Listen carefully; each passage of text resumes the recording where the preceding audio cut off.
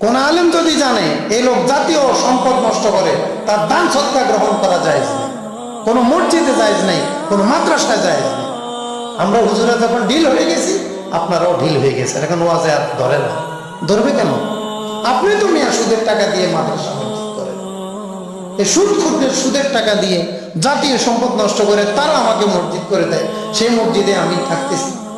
এজন্য ব্যক্তি সম্পদ নষ্ট করলে একজন মাফ করাই যথেষ্ট, কিন্তু জাতীয় সম্পদ নষ্ট করলে সারা জীবন তওবা করলো কোনো লাভ নাই, যতক্ষণ ওই সম্পদ জাতীয় রাষ্ট্রীয় কোষাগারে জমা না হবে।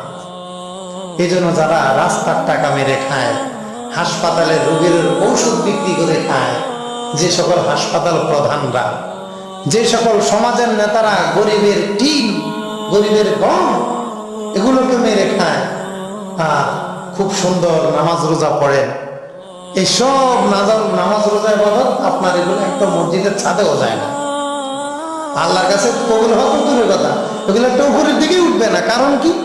আপনার পরিধেয় বস্ত্র, আপনার টুপি, আপনার জামা সব হলো অবৈধ সম্পদ।